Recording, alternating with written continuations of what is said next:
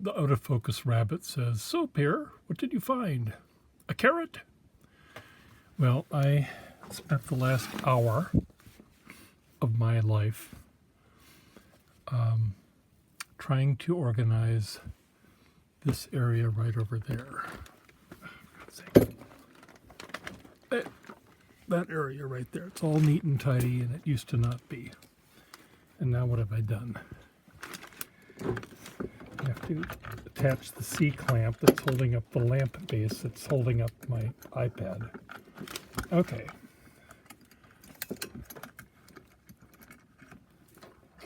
Normally, people that put on YouTube videos would edit that out.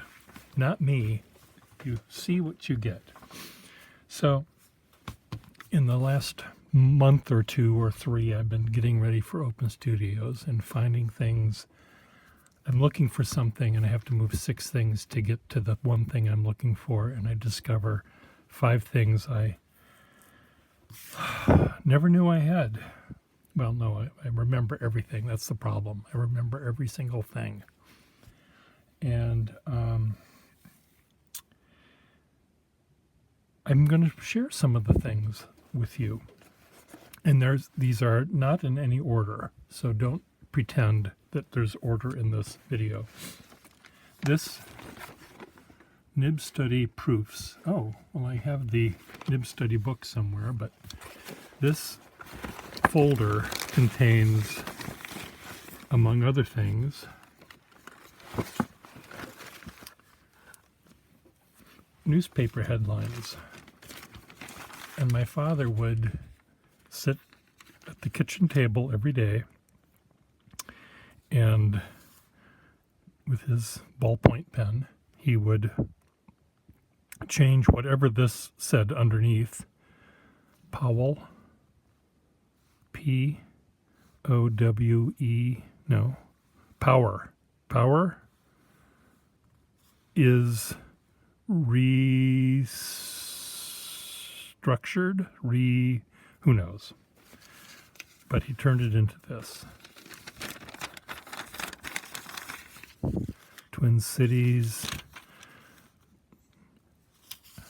Driver is charged in Christmas Eve crash. So my dad drew a multi-pointed snowflake. And whatever this said is now turned into that. I inherited my father's gene, or whatever it is, that no piece of paper is safe from a Gustafson if there's a pen in their hand. Something at night. Never at night. Never until again. Saturdays are overrated. Okay. Whatever that means.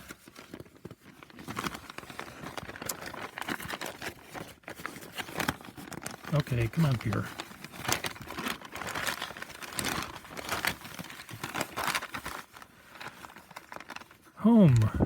Holmes Sunday. And then he turned this into that.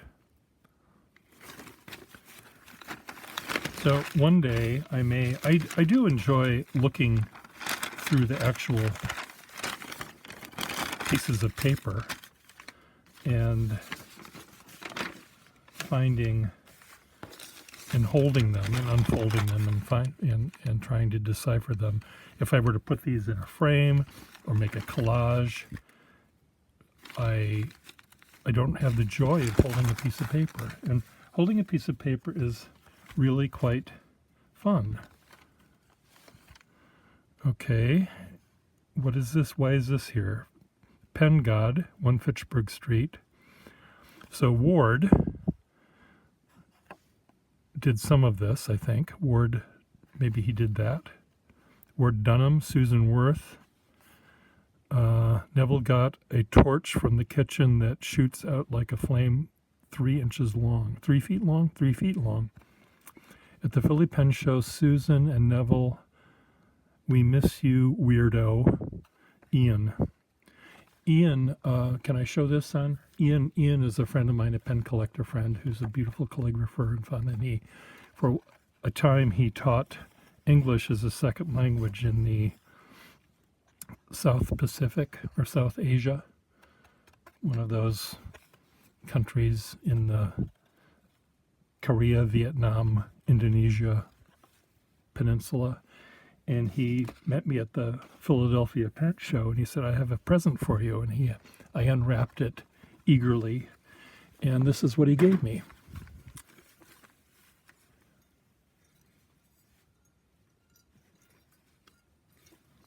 I don't think I have to say anything else about that.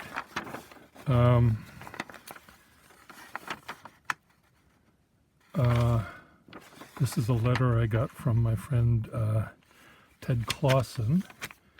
Here's a letter I got from a friend who's a bookbinder. Hello, me friend. Good, etc. Good luck. I had an art show. But he was wishing me good luck. There's another part of Ted's, another part of my friend, bookbinder friend. This is from Tom Hansen, pen collector. This one is another one from the bookbinder. And what I love about this is each word is on a separate line. 2/25, so January, February 25th. Hello, me, friend, I apostrophe am sorry that I didn't make it to Irene's party.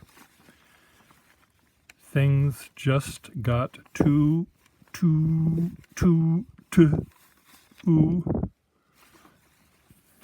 Anyway, on the flip side, and the paper he uses is like mine, 5 trillion years old. He didn't send this to me 5 trillion years ago. So each one of these little squares is a story. And then this is a story. And then he ends off finishing the way he started. So another one of his.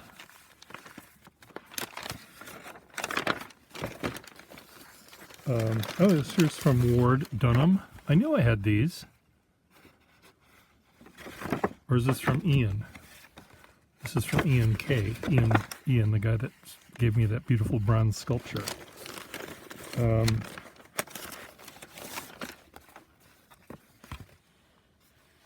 So another one from Ian. I don't know who sent me this one, but the Marlborough Street. Who lives on Marlborough Street, I wonder.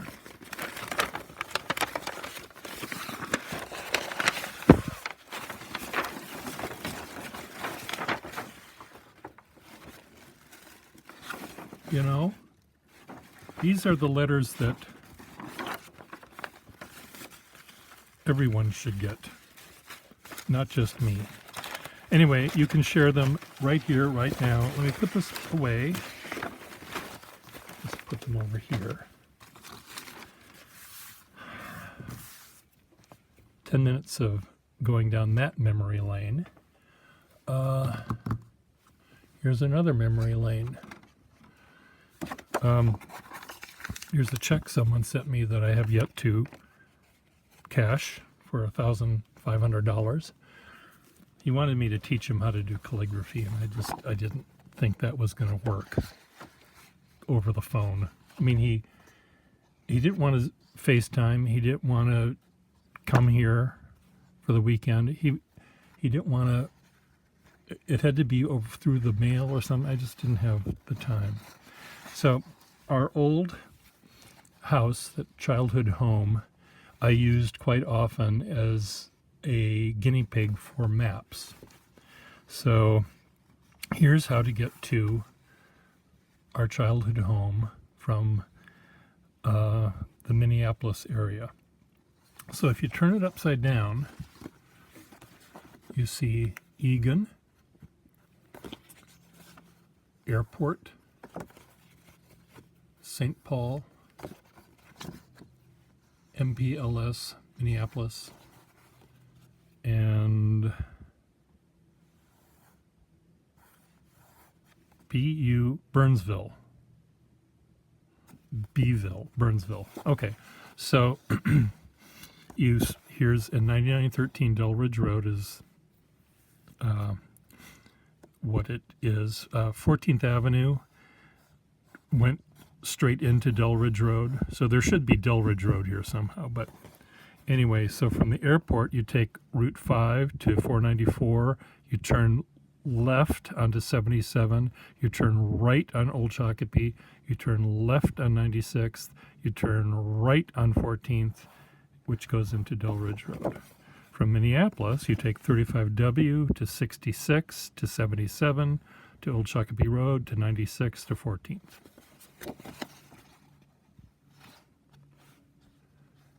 If you didn't make it to the party, there was more pretzels for us. This one was a guinea pig for a St. Patty's Day bash at the Gustafson House. And here's the airport, Chambers Hotel. I assume, in my made-up story here, people were staying at the Chambers Hotel. And they were also going to go sailing on my brother's boat, Rosie, at the yacht club. So here's this four-leaf clover, which is inspired by the clover leaf in the middle of the main highways that connect all of this. Here's Delridge Road. Westbound, you're at the yacht club. Northbound, you're at the Chambers Hotel. Then you want to go back to the airport, you go that way. It used to be clever. This is another one. 9815 Delridge Road, 14th Avenue, 98th Street. Here's the cloverleaf, which is a little bit exaggerated here. And here was, I don't know, some other place that I made up.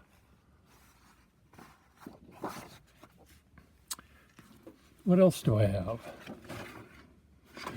This is just a little doodle of a hot air balloon taking off. Here's, I don't know, what does this say? Good luck? It doesn't say that. I don't know what it says. Bring it to the Betchley Park and have them try to figure out my handwriting. Anyway, so here's this big calligraphic balloon. Add to shopping cart, $1 million. What else do we have? Oh, this is a pen I used to own. Which one did I own? It's a Waterman 404. I owned this one. And I found this one, the guy that bought this one, I told him where to buy this one. Rather than buying it myself and selling it to him for thousands of dollars, I just told him where to buy it for many fewer thousands of dollars. This is a Waterman 404 Lily. And I liked this one better than this one because this one only had one lily on it. The cap was leaf work. And this one has two lilies on it. And I think one lily is enough. So this was a photograph I had taken here to go into Penworld magazine. Here's one of my 6-foot-tall pen paintings of a dinged-up waterman as a knight in armor. What else do I have? Oh, Penworld magazine illustration. Otto O. Yang has the original drawing of this. This was the launch of the Olive. So it's my Nassau Green 51 that has the word olive beautifully engraved on the cap, on the Sterling cap. And here's a close-up, almost life-size to the original drawing, showing the clip being lowered. Oh, there's the Conklin crescent in the harbor already. Good Service Pen Company. So, drawn by Fred Dulea and Kay Van Winkle, and text by Edward G. Otto, Captain Arnold K. Musley, and Pierre Scott Gustafson. And the woman that ran Penworld magazine, she said, well, who are these other artists? And, didn't you read the text? I described in the text that I refer to this pen not as a Nassau Green 51 with a Sterling cap. I refer to Double Jewel, of course. I refer to it as olive. I refer to the Waterman 055 2.5 V or whatever that I used to do the lettering as Fred Dulea, and Kay Van Winkle is a different pen. So anyway, read the text. Here's just something I was trying to try out different A's and B's for some reason. Oh, here's maybe the only time a fountain pen ever was on the cover of Time magazine. And where is it? It's right there, I think.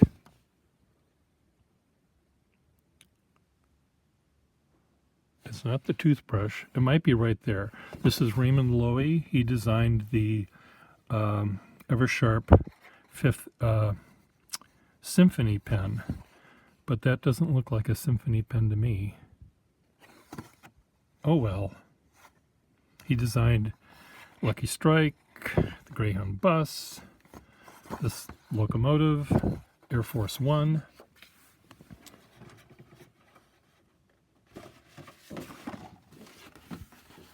Here's something where I was doing a live broadcast with my friend Russell Facemeyer, and we were describing the creationism with where they say to the evolutionist, well, show me a crocoduck, thinking that there's a crocodile here and a duck here, and somehow there is this animal in between these two. Well, no, that's not how evolution works. They had parents, grandparents, and great-grandparents, and all the way up here, then they have a common ancestor. They don't have to, you just don't pick something in between. So here we decided we'd be the creationists. So let's mate a dog with a swan and get a swag, and a swag with an armadillo and get the swagadillo, and the swagadillo with the poodle and get a pugadillo. And then the swag could also be a dogadillo. I don't know how that's worked. It was a feathered swag dog.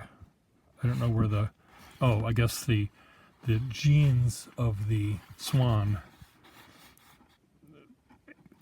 gave its feathers to the swag dog, and I don't know how it got its tank tractor tread feet, but it will. Just let evolution continue.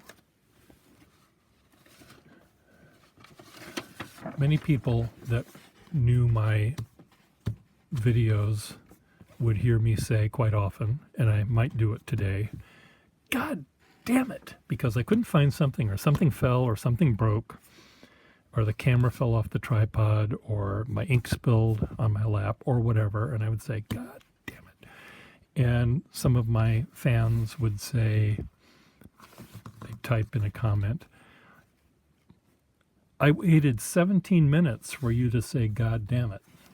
And so my friend Nicola Pang, calligrapher friend of mine, I asked him to write this for me, so I don't actually have to say it. I can just take the cue card down and put it on the screen. Thank you, Nick. This is something I did for Harvard University if you were a alum of Harvard and decided to write Harvard a check for $1 million, they would call me on the phone. Harvard would call me on the phone and say, so we just got $1 million. We're going to pay you a couple of $100s to come up with something for us to give them. It was more than a couple $100s, but this is the thing I did for a group of people. This was to this house, which is the Susan S. and Kenneth L. Wallach House, and it was given by this couple, dedicated to Radcliffe, and this drawing I did, which was printed quite a bit larger than this version, showed the Wallach, the Susan and Kenneth's life at Harvard. So this is their diplomas, and Susan, there's the ribbon holding it together. That's the Radcliffe coat of arms, and here's the Veritas Harvard award, banner, ribbon, coat of arms, because at the time women weren't allowed into Harvard, and they also endowed the Wallach professorships to Christina Davis and Joanna Alzenberg and Deva Pager and Insta Rob. What else did they do? What is this silver? Oh, it was ribbon cutting. So that's what that was. Here's Susan Wallach's neck lanyard, name tag, for the Radcliffe campaign co-chair. And these are, these are maybe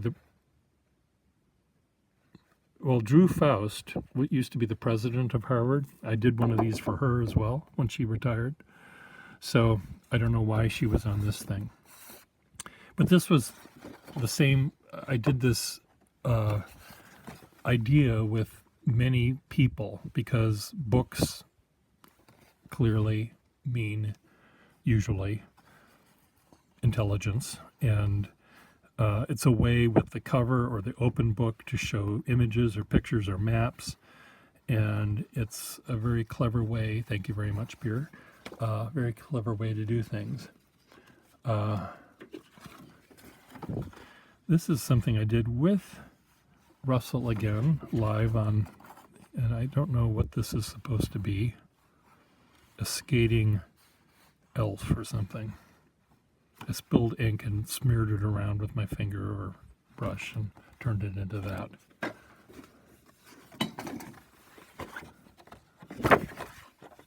Two selfies.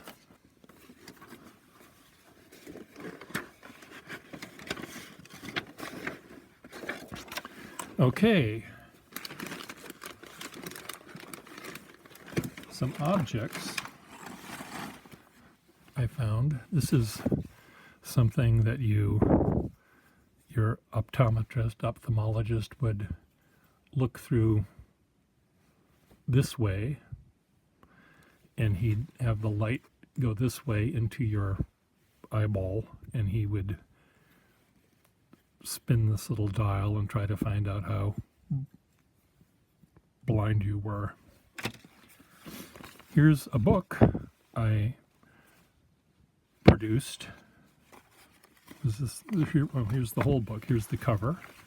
The cover shows the book in your pocket, and in the drawing of the book on the cup, you have the drawing. It goes back infinitely. And this was a little booklet I made, printed up, sold for $1. Care and use of the fountain pen. MCMLXXXXX. So this is 1992, when I used to be clever.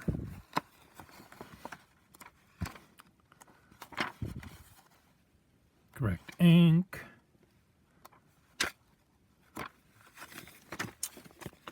Speaking of ink, here's one that I illustrated and a calligrapher friend of mine wrote.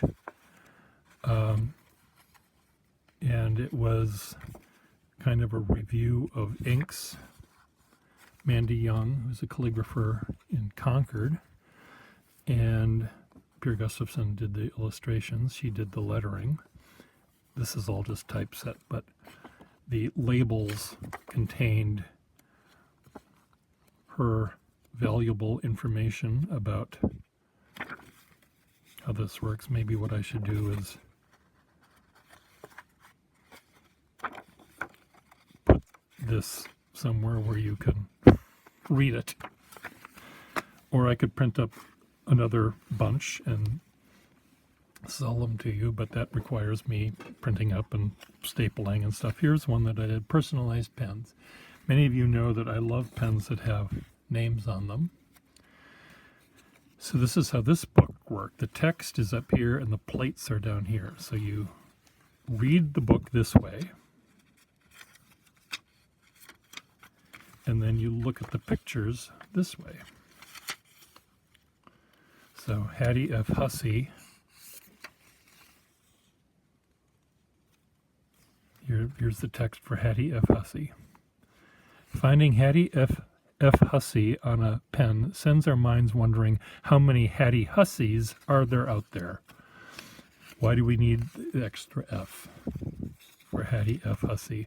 And Hattie F. Hussey owned a blue duofold senior, as you can imagine she would. She probably looked like Marie Dressler or Wallace Beery, maybe. Hobbs card holders. What the hell are these?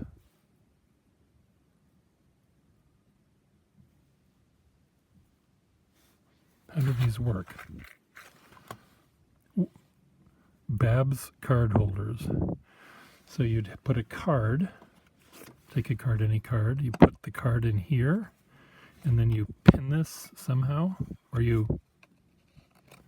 maybe you use the sharp end and put it in your lapel. Is that what that word? Ouch! I can see why they went out of business. God damn it.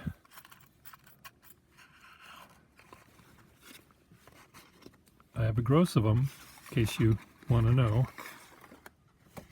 Faces. More faces. Oh, here's an invitation to one of the pen shows I ran.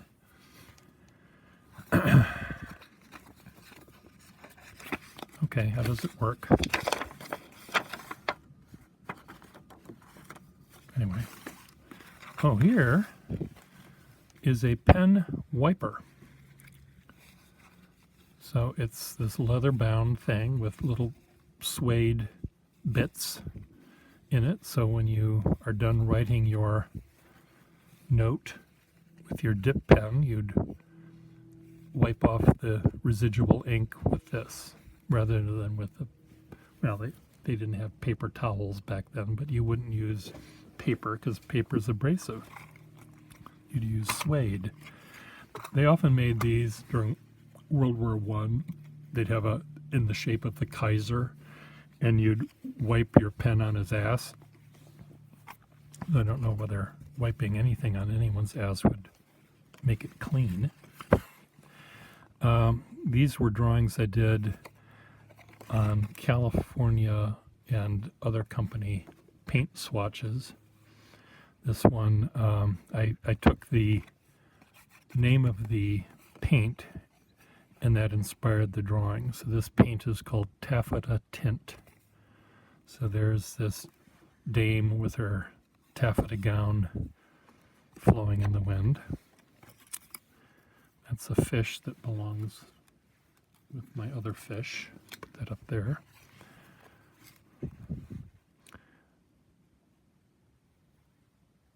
The favorite smoke. So these were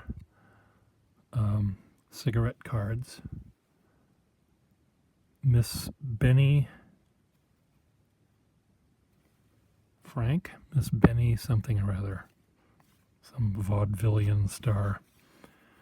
This came off of some diploma. This looks like a cigar, but you pull it open, or pull this out. Oops, pull this out, and it turns into, come on, oh, it turns into a fan. It's a pocket fan for your, when you get overheated at the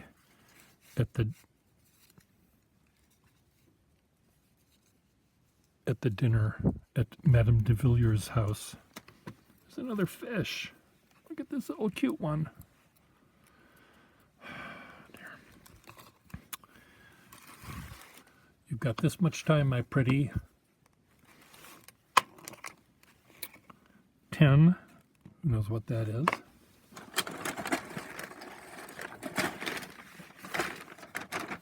There were other things I had here, but they fell on the floor. So I'm going to end with this. What is this? Before I tell you what it is, it's made of stainless steel. A friend of mine gave it to me. He has an automatic online search on eBay for things that are stainless steel. And he's looking for tables and dressers and furniture that's made of stainless steel, not this. And he saw it and thought, well, Pierce should have this, because after all,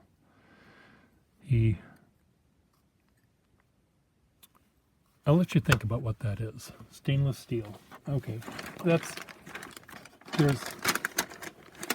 there's a good reason why this one is made of stainless steel. You can have a dining room table that, I guess stainless steel would be good for a dining room table. Stainless steel is good for kitchens. That's a hint for what this is. I'm going to find some other little trinkets to show you.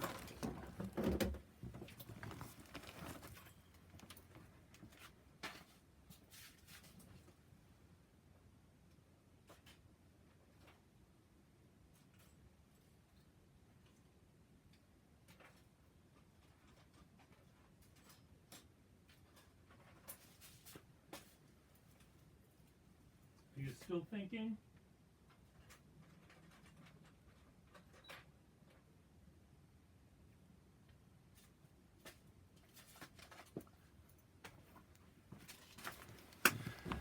We'll put this aside for a moment. So the person that gave me this is an architect friend of mine who for a couple of years went into the jewelry making business, and he would make beautiful, very machine-aged, simple looking, not decorative in any way, really. No fancy curlicues on anything. And he made something for me. It's a functional piece of jewelry, but I have to explain that I have the heartbreak of psoriasis, which sometimes makes your fingernails, the ends of your fingernails especially, become rather unattractive. So you trim them off, and then you don't really have any fingernail. And why would I need a fingernail? To scratch your eyes out? You need fingernails to fill up a pen. You have to get your little fingernail underneath that lever. You know, you can't do it without a fingernail. So, and Tom Troller knew that I had an issue with my index finger sometimes when I have to trim my fingernails a little bit too much. So he made me a sterling silver fingernail.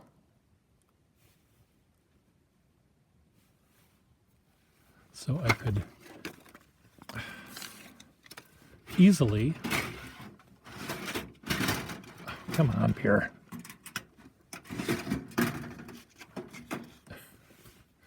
Fill my pen. See? And one of the nice things about this thing is he signed it. So you see, well, you can't see, but it's, oh, you can see. It says Troller on a little plaque in there. So anyway, he's the one that gave me this. Before we talk about this, here's a few other things. I have in my collection a few little ivory or bone things. Here's a part of a back scratcher. The handle broke, but you would use this person's fingernails, which are quite fingernaily, to scratch your back. This piece of ivory, this isn't ivory, this is ivorine. It's a faux ivory thing, and this is an embosser. So there's these letters. Oh, speaking of monograms, I can show you something else. There's these letters, G and N, which you see backwards here because, well, it's backwards. Anyway, I presume what you do is with your very thin writing paper, I imagine you might have to get it wet first. I'm sticking this in my mouth without knowing where this piece of paper has been. This is probably 100 years old. I imagine you have to get your paper wet, and you'd put it into the embosser somehow before the paper dries.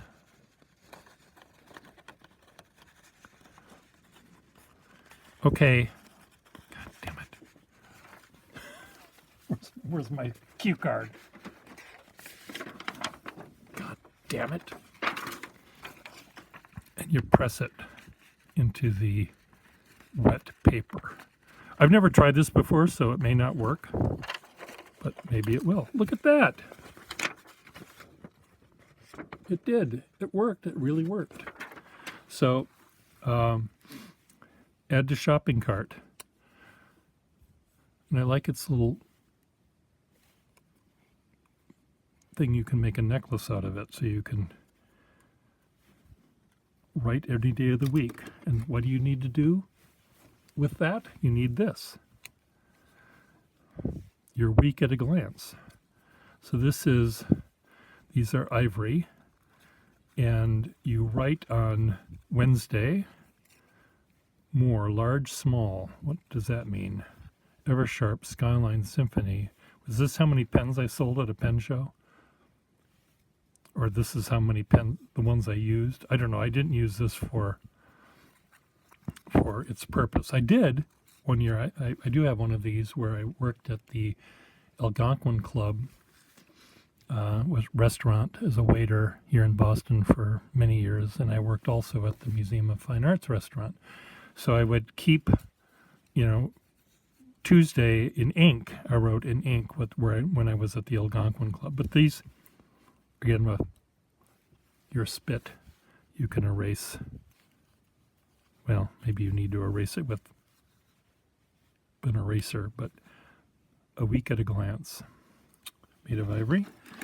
I also have these beautiful folding rulers made of ivory, including this one, which, good luck measuring your bungalow with this one, because it's been so worn that everything is worn off. This one, the outside is kind of worn, but the inside is still nice and crisp. Back to this. Okay, this is, I need to get something to portray the object that this is used with and the other object you need to make it function. What is that going to be?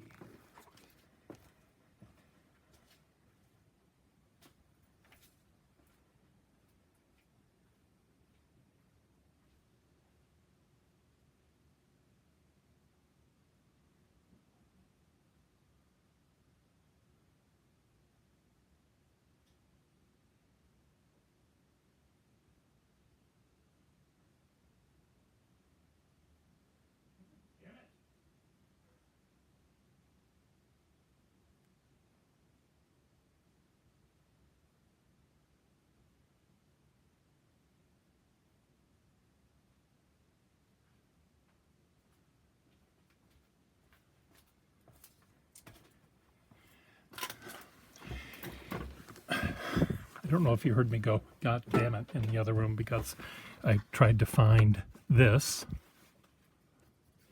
and was unable to find it. So this is a rubber pen sack, which represents the thing that would actually fit in here. But you put the thing in here like that, and then you get your scalpel, your knife, take your peanut butter or whatever off of it, and then you go like this. Presumably with something sharper. I guess maybe you have to hold it like this. And then you push this thing way up to the as far as it can go. And then with your very sharp scalpel, you'll do that.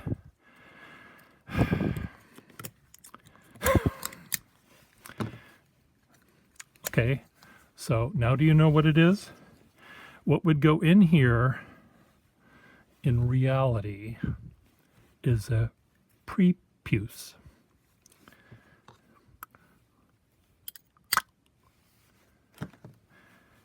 And now that you know how painful it will be to your newborn baby boy, maybe you'll decide you won't circumcise him. So this was used to circumcise boys.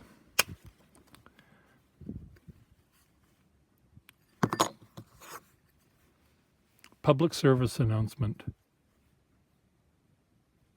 Don't do it. Bye.